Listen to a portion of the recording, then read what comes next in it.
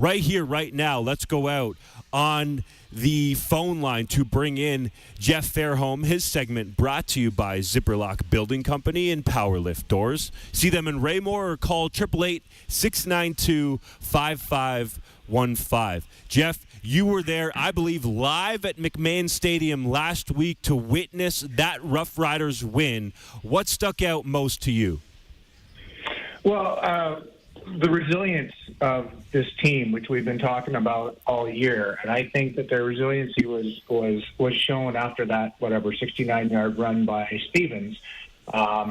They didn't panic. They just got back in their game and they stayed on track. And I think that they showed their resiliency. And their offense was fantastic. Obviously, Armstead had a great game. Obviously, the offensive line played terrific in opening those holes. But after the holes were open, boy, did he run hard.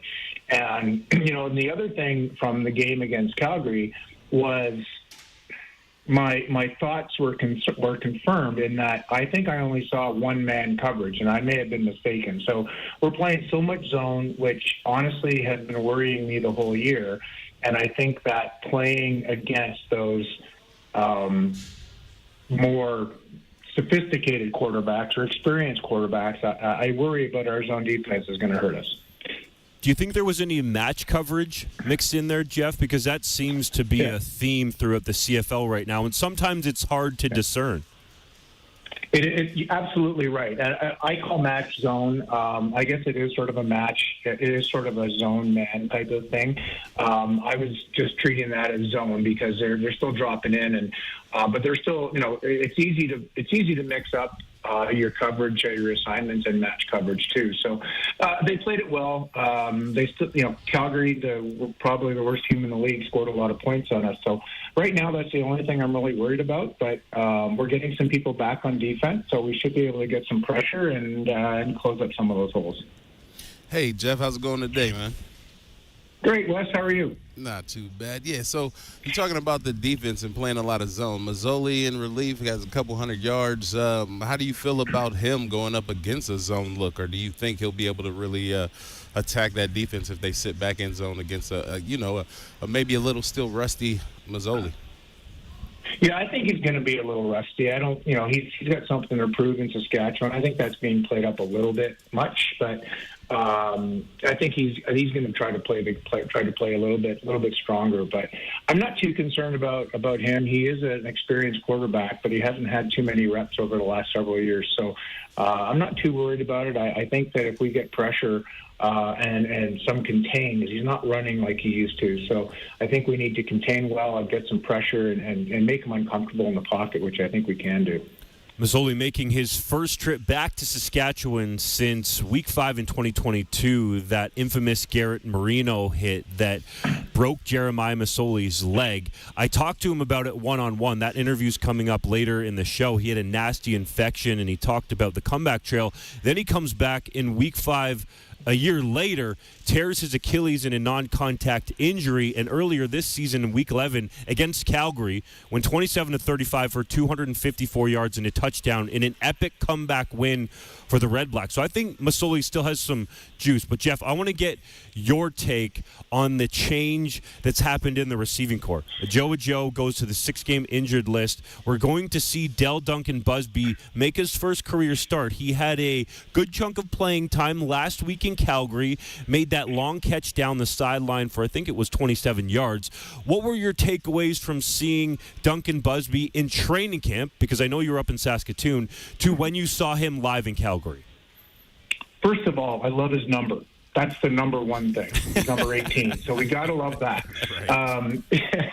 Hopefully he doesn't break any of my records. But anyway, I think he's got some upside. He was drafted higher than Ajo. I think Ajo, based on his size and physicality, sort of got the nod. But I like the way he runs routes. I think he's more of your standard receiver. Trevor Harris is not afraid to go to him, which is good. And you're right, he hit Duncan-Busby down the right sideline there on a nice long play against Calgary. He's still got a lot to learn. I mean, he's still a rookie. So, and he hasn't had the reps all year. So, he's still got a lot to learn, and he's going to make some mistakes, and they're going to have to be patient with him. But I think he's got a great upside. It's hard to say without all the reps and all of the different coverages that are coming into play now when you get into late in the season. But I think he's got a great upside. I'm really happy about it. And then all our other guys are here. Emil's had a good game. Johnson had a good game. Schaefer Baker, I think, is back to 100%. He took a big hit on that. I think it was a touchdown, actually. He took a big hit on the goal line. So yeah, I think our offense is doing well. The only thing that doesn't concern me but surprises me is that when you have a running back that rushes for over 200 yards, we actually made a change on the offensive line. So I was surprised to see that, not concerned, because Brammer is certainly a great guard. But, for Jones and everything that was going down that right side, he certainly opened up some holes. But if they think Brammer is better, then great. Looks like we're getting healthy at the right time. JoJo is on the 6-game injured list with a knee injury that happened early in that football game, and the Riders went out and signed Canadian receiver Colton Hunchak, who had been with the Calgary Stampeders. So that makes me think that this Joe injury can potentially be long-term. Jeff, I want to stick with the receivers for one more question, because I feel like Sean Bain Jr. has been a little quiet, and I actually got this stat from Pro Football Focus, who track catchable passes and drops. They're really the only reliable outlet right now that is tracking drops. So Sean Bain Jr. this year has had 55 catchable targets, but has 6 drops. That is the third most in the CFL this season. What would you like to see from Sean Bain Jr. to get back to what we saw from him early in the season, especially in Week 1 against Edmonton when he had 3 touchdowns, but even just to be more consistent as a playmaker? He's got it's a confidence thing, and I don't know what he's like as a person, but I can tell you if I dropped a pass in practice, my confidence would go way down, and I just had to fight back. I had to work harder. I had to catch as many balls as I could from the quarterbacks. I'd wear out their arms, and then I would go to the Doug's machine until I wore that thing out. I would just continue to catch balls, make it, do as many ball drills as I could. Hopefully he's doing that. Because he's not only got to get his confidence back, but he's got to get Harris's confidence back in him. And that's going to start, I'd like to see the offense go to him a little bit early and try to get him going so that he can get that confidence. Now, it's a slippery slope, right? You can either get your confidence back or it can go the other way. And if he drops the first one that's thrown to him, well, he's just going to be a decoy for the rest of the game. So I'm hoping that he can turn it around, because we're going to need him. He's got that ability, but it's got to be a confidence thing at this stage, because he hasn't had that many drops, in the past. Jeff, you're talking about our defense getting some pressure, everything like that. You got Anthony Lanier back. Micah Johnson's back in there. Roland Milligan's back in the secondary. Do you have a prediction for sacks and turnovers from this Rough Rider defense?